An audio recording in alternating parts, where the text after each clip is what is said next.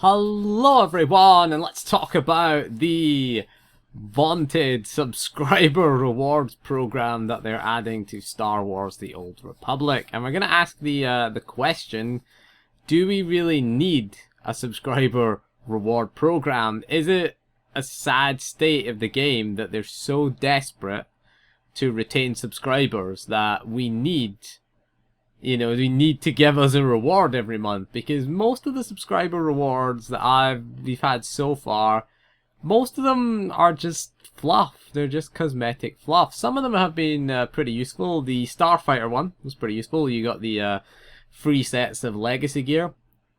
Although now with legacy gear being so abundant in the game, then it's not as huge a reward as it was. I mean, 4 free sets of legacy gear, that was really good. The crystals, yeah, they were okay. They were good for leveling your alts. And if you needed a crystal, if you needed another type of crystal, like we went from predominantly power crystals for healers and DPS in 3.0 to predominantly crit crystals in 4.0, then it was useful to have that sitting in your cargo bay. Obviously, things like offhand, you don't care about the color. So again, they were quite nice rewards. The mounts, tend not to bother with them. I mean, one of the things that the survey didn't ask is, do you not want subscriber rewards? Because personally, I don't like the fluff. The pets, the mounts, the Nico Okar blaster, this thing, yeah, I don't really need those kinds of things, because I've got plenty of legacy bound shells now and legacy bound weapons. I just don't think they're that useful anymore. And the problem with giving every subscriber this thing is they're not unique. They're just not unique. People want unique rewards, but then if every subscriber has it, how are they unique? In that sense, I don't think they do a very good job of making unique items. Personally, I'd rather have no subscriber rewards and have better game content. That's what I want, If you make a better game, people will want to subscribe. If the game works, if it's not bugged, if you fix bugs, devote resources to fixing bugs instead of giving us fluff as rewards, then maybe more people would stick around. I think that's what I would say. Make the game engaging enough. And this is the problem we come back to with story content. It's always that problem. It's about, that stage in the expansion where you're thinking, right, I've done the story. I've done the 9 chapters. I've done, most of the raids. We've done all of them in story mode and most of them in hard mode. Yeah, I've done most of them. Still got a few ones to go back and tidy up. A few end bosses to tidy up. Never tried Dread Council yet. It took us too long to down Raptus in hard mode, so never tried Dread Council. Done all the flashpoints previously. There was nothing new. The heroics, doing them as well. Star Fortress, I think is just too grindy to do. I've got all of the companions from the alerts in the Alliance quest lines, so on my main at least. And the problem with the Alliance system is it's alright on one character, but on multiple characters, the story and Alliance system is just far too grindy. Like, I've only finished chapter 9 on 2 characters, and I've only done the Alliance on 2 characters, and I've got about 7 level 65s, and I just don't bother. I just do Dread Fortress generally. Is the operation that you do for leveling. You get a free level 60. You go from level 60 to 65 in 45 minutes, and that's it. And I never touch Knights of the Fallen Empire. I never even touch it. And that's kind of sad. I mean, it would be nice if there was some more legacy unlocks with the Alliance. Like, if you've unlocked Kaizen, for example, on one character, you could just pay, say, I don't know, 500,000 credits or something like that to unlock him on. This is still a grind for credits, at least. You still have to get credits. Or you could maybe pay 1,000 cartel coins. Something stupidly ridiculous like that to discourage people from doing it, obviously. But, maybe 200 cartel coins or, 500,000 credits, something like that, to unlock that character. On that character. It should be done per character, we should say. So again, that would make it useful. So you tend to I only do forced alliances on my main character and my crafting alt. Or not forced, or the alliance system, should we say. On your main character and your crafting alts.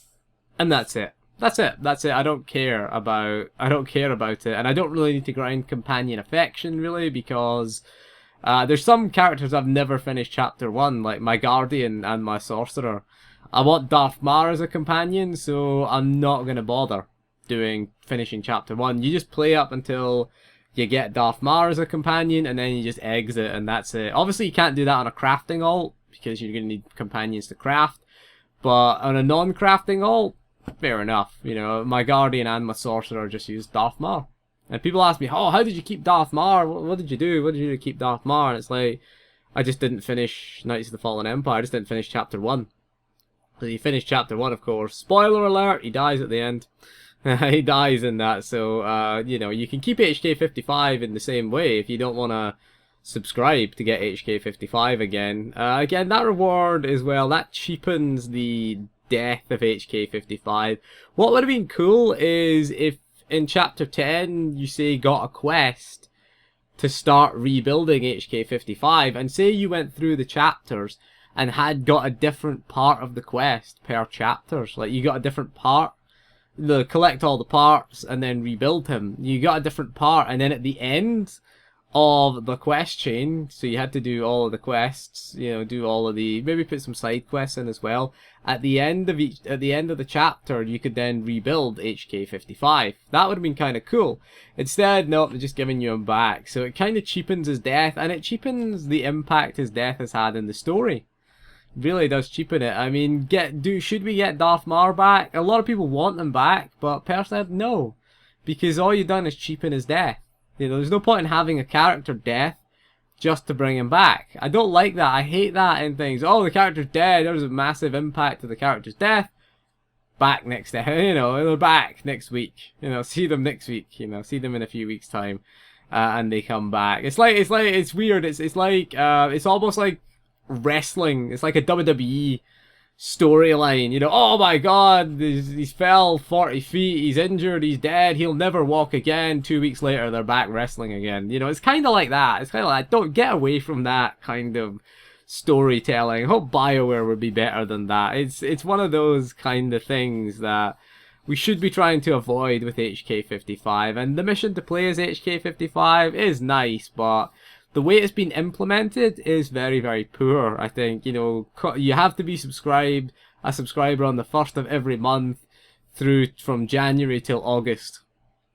So, you know, it's a lot of 7 months of subscribing. August the 11th, I think it is, you have to subscribe until. So, you know, it's a lot of things. If they just made meaningful, engaging, repeatable content, I mean, obviously they're going to add to the alliance system. You're getting Bodar in chapter 10 as well. Chapter 10 coming out February the 11th. Early access is also not an appealing thing.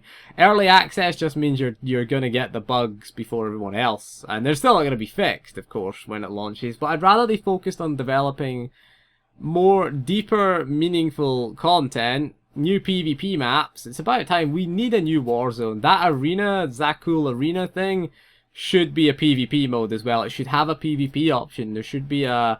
Also, if it is just boss rush mode, can we do it in a group? That's the thing. I mean, is it just going to be a solo thing? I really want us to be able to do that in a group, because that would be fun in a group. Either as a tactical mode or as a hard mode version. Have 2 versions of it. And then it could be, you know, small group challenging content. Maybe it rewards a tier piece at the end. Maybe a 216 or 220 Mark II piece at the end, you know, or maybe a 220 Mark II for everyone in the group, because they have said they want to do better gear rewards, and they're going to update the crafting.